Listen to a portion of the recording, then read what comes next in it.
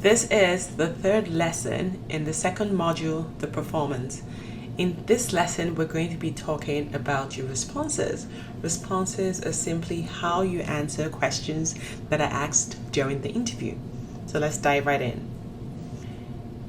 A rule of thumb is mirror their conversation style. So if you hear short questions, you answer short questions. Do not get tempted to keep repeating yourself over and over and over and over again, trying to buttress a point. Once you've answered the question, just let it go. Pause and let them respond and ask for more information if required. But don't think because the answer is short, you need to repeat yourself over and over again, like I just did. Keep your answers short. If it's longer questions, they will ask you for more information when it's required.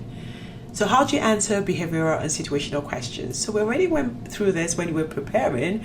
Remember the STAR method and having stories in your back pocket? Well, now is the time to share all of those beautiful stories that you've come up with. Use a story every time to back up your point. It sells you way more than anything else. So always make sure that the story ends with a positive outcome or a positive end, or at least a lesson learned.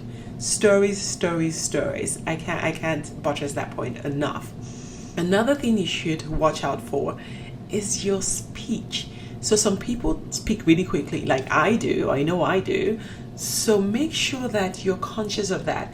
Try to speak a bit slower, just so that your words are not slurred, so that they can actually understand you clearly. And when you speak slower, it gives you time for your brain to think as well. So if you need to think of an answer, or they've asked you a question that you're not really sure of, speaking slowly gives your brain time to try to dig in and look for some answers. Be aware of your body language. Be aware of your sitting arrangements, always adjusting yourself, or touching your face, or gesticulating. I know a lot of people gesticulate, and it's so tempting to want to just throw your hands up in the air and just try to put a lot of emphasis on your points. There's nothing wrong with gesticulating. Just be aware that it doesn't go above your face. So try to keep it below your shoulder level. That way it's a little bit more controlled and people are not trying to dodge for a punch on their face or a slap on their face. So just be careful with gesticulating. Another thing I'm going to mention at this point is eyeball rolling. So a lot of people, especially women, we're so used to rolling our eyeballs. It is so tempting when you ask the question, you just roll your eyes. Try to control your eye rolling. It doesn't come across as good. It gives off a very nasty attitude. So you want to make sure that you limit the amount of times that you roll your eyes. Money is if you have the confidence to talk about money, go ahead. But if you don't, then just leave it. If they bring it up, then great. Always allow the recruiter or the hiring manager to bring it up or to talk about money. Don't be too in a hurry, because it just comes across like you're just in it for the money. And bringing it up at the interview stage, not knowing if that's the person to discuss salaries with, it just becomes really uncomfortable. So try to live the money and the benefits part to either the HR person or the recruiter. Always have great questions. Never end an interview with, "Do you have any questions for me?" And you're like, "Nope." Don't ever do that. This is a point for you to really, really shine.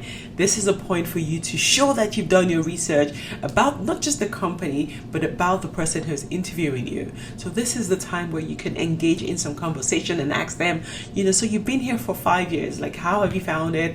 How's your journey been? Where do you think the organization is heading towards? What's the outlook looking like? 6 months, 18 months? What does that look like? What's the culture like? In your experience, what do you think this role is looking for? What does success look like? Questions like that show that you've really given thought to the interview process, and the interviewers really appreciate it when you ask questions about them personally and not just the company. So try to chip in one or two. One more thing I'll say at this point is, if there's something that you don't know, don't be afraid to admit that you don't know it. It's better to admit you don't know than to be caught in a lie. So if they ask you about a certain tool, if you've never used it before, you can say, "I've never used that tool. However, I've used something similar to it." If you have, but if you haven't, then just say, "I've never used it before. I trust that it's something that I can pick up pretty quickly.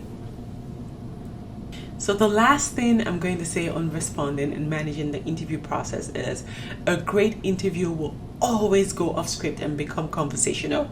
It becomes a two-way dialogue between you, both parties trying to figure out, to find out more because it's so interesting, it's so engaging. The interviewer becomes very open about the challenges that the organization is going through, and you're there providing some solutions and asking really, really powerful, deep questions. It becomes fun, both of you are energized, and it's just great. That should be the goal. When it's just I ask you a question and you answer, it becomes a bit boring, and then everybody's nervous, you're more nervous, the interviewer is like, okay, I don't know if I like this person, does this person even have a personality?